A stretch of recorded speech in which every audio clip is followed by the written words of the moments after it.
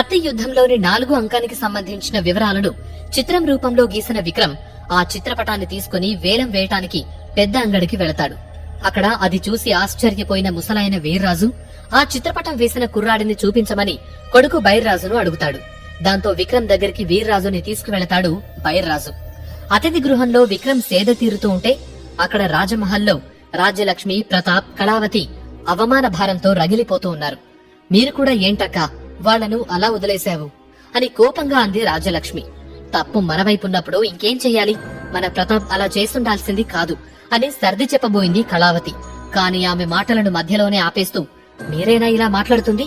నేను చేసింది తప్పే కావచ్చు, కాని వాడు వచ్చి ఎలా అవమానించి వెళ్లాడో చూసి కూడా ఎందుకు వదిలేశారో నాకైతే అర్థం కావటం లేదమ్మా అని అసహనంగా అన్నాడు ప్రతాప్. ఇందులో అర్థం కాకపోవటానికి ఏమీ లేదు, అక్కడ పరిస్థితులు మనకి అనుకూలంగా లేవు అంతే అని కళావతి చెబుతుండగా, కాని ఇలా వదిలేస్తే వాళ్ళకి మళ్లీ కొమ్ములు మొలుస్తాయి, వాళ్ళని ఆపడం కష్టమవుతుంది అని ఆవేశంగా అంది రాజ్యలక్ష్మి. ఆమె వైపు తిరిగిన కళావతి పెద్దగా నవ్వుతూ, మొలవని అది మంచిదే, ఓడిపోయి నిస్సహాయంగా ఉన్న వాడిని దెబ్బ కొడితే అందులో ఆనందం ఏముంది?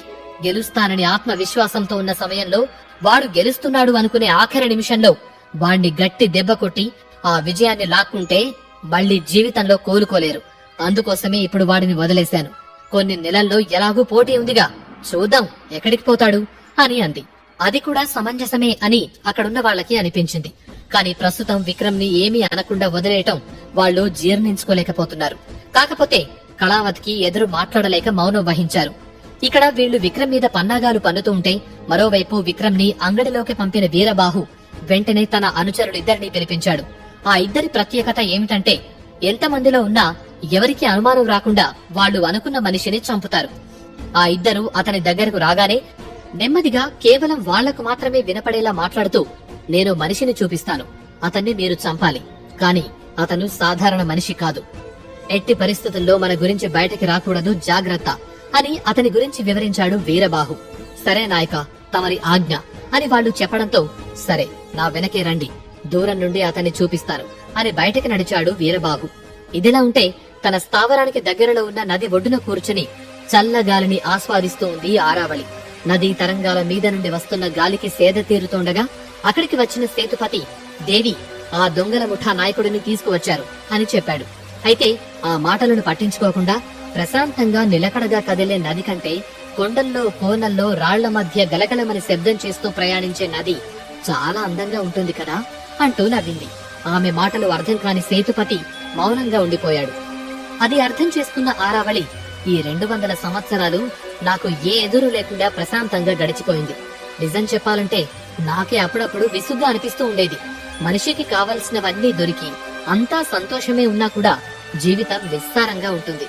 అందుకే ఆ దేవుడు కావాలనే మన జీవితాల్లో ఏదో ఒక సమస్య సృష్టిస్తూ ఉంటాడేమో అంటూ తన చేతిలో ఉన్న రాయిని నీళ్లలోకి విసురుతూ, బహుశా అందుకే నాకు శత్రువులు తయారయ్యారనుకుంటా, నా జీవితాన్ని అందంగా మలచడానికే ఈ శత్రువులున్నారు అని శిబిరం వైపు నడిచింది.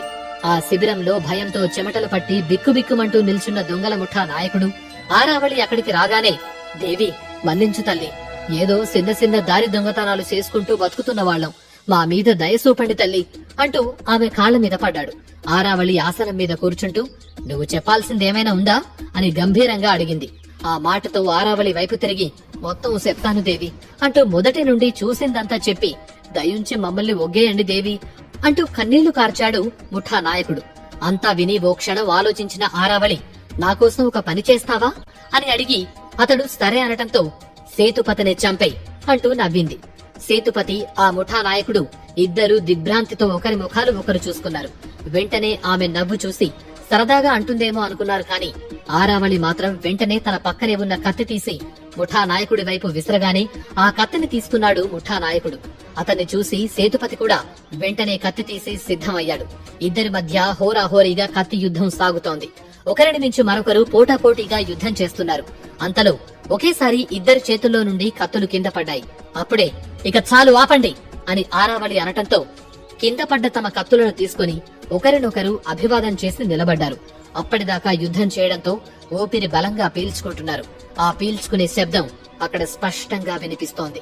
అంతలో ముఠా నాయకుడి వైపు వచ్చిన ఆరావళి సేతుపతి వైపు చూసి, ఇతనికి కావలసినంత డబ్బు, ఆయుధాలు, గుర్రాలు ఇవ్వండి అని చెప్పి, నీకు మాపై దాడి చేసిన దళం మనుషుల్లో చాలా మంది ఆనవాళ్లు తెలుసు కాబట్టి వాళ్ళు ఎక్కడ కనపడినా నాకు చెప్పాలి. దానికోసమే ఇవన్నీ నీకిస్తున్నా. అన్ని రాజ్యాలు తిరుగు, వాళ్ళు ఎక్కడున్నా నాకు వెంటనే తెలియపరచాలి అని ముఠానాయకుడిని ఆజ్ఞాపించింది. తమరి ఆనదేవి అని ముఠానాయకుడు అనగానే, ఇతనికి తోడుగా మన సైనికులు కొందరిని పంపించు.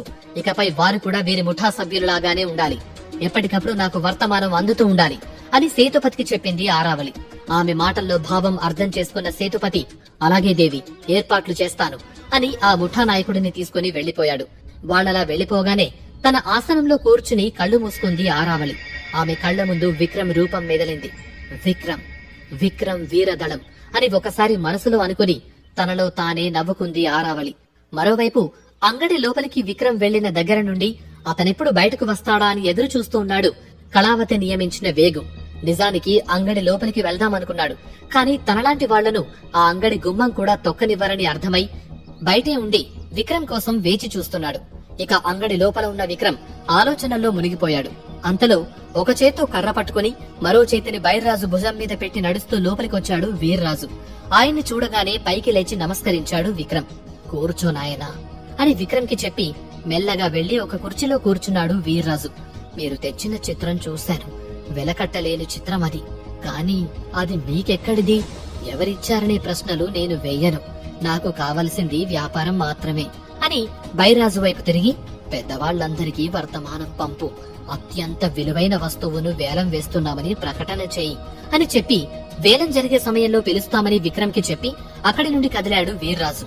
ఈ మాటలు చెప్పడానికే నాన్న వీర్రాజు ఆ వచ్చిన వ్యక్తిని కలిశాడా లేక ఇంకేదైనా ఉందా అని ఆలోచిస్తూ బైర్రాజు వెళ్లిపోయాడు. వీర్రాజు అటు వెళ్లగానే మళ్లీ ఆలోచనలో పడ్డాడు విక్రమ్. శిక్షణ కొరకు చాలా తక్కువ సమయం ఉంది. ఇంకా ఈ శరీరాన్ని కూడా బాగా బలంగా తయారు చేయాలి అని ఆలోచిస్తూ పడుకున్నాడు. అదే సమయంలో విక్రమ్ ఇంకా భోజనానికి రాలేదని కంగారు పడుతోంది భాగ్యలక్ష్మి. అది గమనించిన ప్రమీల, ఇలా కంగారు పడతారనే నేను బాబుతో వెళతానున్నాను అని అంది. కంగారేం లేదు ప్రమీల, కాని వాడికి దారులు సరిగా తెలియవు కదా, ఎక్కడైనా తప్పిపోతాడేమో అని ఇంకా చెప్పలేక మధ్యలోనే ఆపేసింది భాగ్యలక్ష్మి. ప్రమీలకు నవ్వొచ్చింది. అలా నవ్వుతూ, మీరే కదా నా కొడుకు చిన్నపిల్లాడేమీ కాదని అన్నారు, మరిప్పుడు భయమెందుకో అని అంది. ఆ మాటలకు ప్రమీల వైపు కోపంగా చూసి, సరే వాడు ఇప్పుడప్పుడే వచ్చేలా లేడు. వాడు వచ్చేలోపు ఈ నగలమ్మి ఆ డబ్బుతో శక్తి గుడికలు, పవిత్ర జలం సీసాలు తీసుకునిరా అని చెప్పి పంపేసింది భాగ్యలక్ష్మి. సాయం సంధ్య వేళ సూర్యుడు నెమ్మదిగా పశ్చిమాన కుంగిపోతున్న సమయాన విక్రమ్ గది తలుపు తట్టిన పని మనిషి ఆ గది తలుపు తెరిచి ఉండటంతో లోపలికి వెళ్లి, క్షమించాలి, వేలానికి అంతా సిద్ధమైంది, మిమ్మల్ని తోడుకొని రమ్మన్నారు అని చెప్పింది. సరే అంటూ ఆమె వెనకే వెళ్లాడు విక్రమ్. ఆ అంగడి లోపల ఒక పెద్ద సమావేశ మందిరం లాంటిది ఉంది. అందులో 50 మంది కూర్చుని మరికొంతమంది నిలుచుని ఉన్నారు. వాళ్లంతా ధనిక కుటుంబాలకు చెందిన వారని తెలుస్తూనే ఉంది. వీర్రాజు, భైర్రాజు, విక్రమ్ ఇంకా మరొకతను అక్కడ ఉన్న ప్రత్యేకమైన పీఠం మీద ఆసీనులయ్యారు. అందరి వైపు ఓసారి చూసిన బైర్రాజు, వేలం మొదలు పెట్టమంటారా అని అడిగాడు. సరే అన్నట్టు విక్రమ్ తలూపడంతో, విచ్చేసిన అందరికీ నా నమస్కారం. ఇప్పటి వరకు మేము వేలం వేయని ఒక విలువైన దాన్ని ఈ రోజు వేలం వేస్తున్నాం అంటూ ఆ చిత్రపటాన్ని పనమ్మాయికిచ్చి అక్కడున్న అందరికీ చూపించమని చెప్పాడు. ఆ పనమ్మాయి ఒక్కొక్కరి దగ్గరికెళ్లి చూపిస్తూ ఉంది. వాళ్ళందరి హావభావాలు గమనిస్తున్న విక్రమ్ అందరూ ఆశ్చర్యపోతూ ఉండటం చూసి, నేననుకున్నది నిజమే, నా అంచనా తప్పలేదు అని మనసులో అనుకున్నాడు. అలా ఆ చిత్రపటాన్ని అందరూ చూసిన తర్వాత, చూశారుగా ఈ చిత్రాన్ని, దీని విలువేంటో నేను మీకు చెప్పాల్సిన అవసరం లేదు, కావున నా పాట 10,000 బంగారు నాణేలు అని అన్నాడు. దాంతో ఒకరు లేచి 12,000 అని అన్నారు. 13,000 అని ఇంకొకరు, 14,000 అని మరొకరు పాట పాడుతూ ఉండగా 1,00,000 నాణేలు అని గట్టిగా ఎవరో అరిచారు. ఒక్కసారిగా అందరి తలలు అటు తిరిగాయి. నా పాట 1,00,000 నాణేలు అని మళ్లీ చెబుతోంది ఆ అమ్మాయి. ఆమెను చూసిన విక్రమ్ తన కళ్లను తానే నమ్మలేకపోయాడు. ఆమె ఎవరో కాదు, శరణ్య. ఆమె పక్కనే బండారి కూడా ఉన్నాడు. వాళ్లను అక్కడ ఊహించని విక్రమ్ తనను గుర్తు పట్టకూడదనుకుని ముసుగును అలాగే ఉంచుకుని వాళ్ల వైపు చూడకుండా తలదించుకున్నాడు. ఒకేసారి 1,00,000 నాణేలు అనటంతో మిగతా వాళ్ళెవరికీ ఏం చేయాలో అర్థం కాలేదు. అందరూ ఒకరి మొహాలు ఒకరు చూసుకున్నారు. అంతలో 1,00,000 నాణేలు ఒకటోసారి అని అన్నాడు బైర్రాజు. అయినా కూడా ఎవరు నోరు విప్పట్లేదు. 1,00,000 నాణేలు రెండోసారి అని మళ్లీ అన్నాడు. కాని ఎవరు కూడా అంతకు మించి పాడకపోవడంతో 1,00,000 నాణేలు మూడోసారి అని చెప్పి ఆ చిత్రపటాన్ని శరణ్య దక్కించుకుందని ప్రకటన చేశాడు బైర్రాజు. ఆ చిత్రపటం దక్కించుకోవడంతో శరణ్య ఆనందంగా ఉంది. పక్కనే ఉన్న తండ్రి బండారిని చూస్తూ మురిసిపోయింది. అయితే మిగతా వాళ్లు మాత్రం ఆ చిత్రపటం దక్కించుకోలేకపోయినందుకు నిరాశగా వెనక్కి వెళుతున్నారు. వాళ్ళందరినీ చూస్తూ, ఇప్పటిదాకా జరిగిన వేలంపాటల్లో మీ చిత్రమే అత్యధిక సొమ్ముకు అమ్ముడుపోయింది. ఇందులో మాకు 10% పోగా మీకు 90,000 నాణేలు వస్తాయి. మీరు వాటిని తీసుకెళ్లాల్సిన అవసరం లేదు. మా దగ్గర డబ్బులు దాచుకునే అవకాశం కూడా ఉంది. మీకు నచ్చితే ఆ వివరాలిస్తాను అని చెప్పాడు బైర్రాజు. ఆ మాటలకు సమాధానంగా, సరే, నాకు 20,000 నాణేలివ్వండి, మిగిలినవి మీ దగ్గరే ఉంచండి అని చెప్పాడు విక్రమ్. సరే, నేను ఆ పని చూసుకుని మళ్లీ వస్తాను అని చెప్పి చిత్రపటాన్ని శరణ్యదేవికిచ్చి వాళ్ళిచ్చిన నాణేలను తీసుకుని పక్కనే ఉన్న పనమ్మాయికిచ్చి వాటినేం చెయ్యాలో చెప్పి పంపించి వేశాడు బైర్రాజు. చేతిలోకి చిత్రం రాగానే తెరిచి చూసి శరణ్య సంతోషపడుతుంటే బండారి మాత్రం దీనికోసం 1,00,000 నాణాలేమిటి, ఎంతైనా పెట్టొచ్చు అనుకుంటూ ఆ చిత్రాన్ని జాగ్రత్తగా పరిశీలిస్తూ ఆలోచనలో పడ్డాడు. కత్తి విద్యలో ఉన్న 4 అంకంలో మొత్తం 18 శిక్షణలుంటాయి. కానీ అందులో 12 మాత్రమే ఇందులో చిత్రించారు. అంటే అతడు సామాన్యమైన వాడు కాదు. అతను కావాలనే మిగిలిన 6 శిక్షణల గురించి ఇందులో వెయ్యలేదు. అదీగాక ఈ చిత్రం ఇంకా తడిగా ఉంది. అంటే ఇది గీసి ఒక్కరోజే అయ్యుంటుంది. ఈ చిత్రపటం వల్ల పూర్తి శిక్షణా పద్ధతులు తెలియకపోయినా వాటిని గీసిన వ్యక్తికి మాత్రం అవి ఖచ్చితంగా తెలిసి ఉంటుంది. అందుకే ఆ వ్యక్తిని ఎలాగైనా పట్టుకుంటే మరుగున పడిపోయిందనుకున్న ఈ విషయం తెలుసుకోవచ్చు అని ఆలోచిస్తూ ఉన్నాడు. ఇక్కడ బండారి ఆలోచనలో ఉండగానే అతనికి కాస్త దూరంలో ఉన్న బైర్రాజు దగ్గరికి వచ్చిన పనమ్మాయి ఒక నాణేల మూట, ఒక చిన్న చెక్క ముద్రను ఇచ్చింది. ఆ ముద్రను విక్రమ్ కి అందజేసిన బైర్రాజు, ఇది మా అంగడి ముద్ర. దీన్ని ఉపయోగించి మీరు ఈ రాజ్యంలో ఎక్కడైనా ఏదైనా కొనుక్కోవచ్చు. కొనుక్కున్న దగ్గర డబ్బులు కట్టాల్సిన పని లేకుండా ముద్ర చూపిస్తే సరిపోతుంది. ఆ తర్వాత మీకు అమ్మిన వారే మాకు రసీదు పంపిస్తారు. మేము వారికి ఆ డబ్బులు చెల్లిస్తాము. అలాగే మీరు ఎప్పుడైనా సరే ఇక్కడికి వచ్చి మా దగ్గర మిగిలిపోయిన మీ నాణేలను తీసుకుని వెళ్లవచ్చు అని అన్నాడు. అది విని ఇదేదో బావుంది అనుకున్న విక్రమ్ అతనికి ధన్యవాదాలు తెలిపి నాణేల సంచీని, ఆ ముద్రను తీసుకుని అక్కడి నుండి కదిలాడు.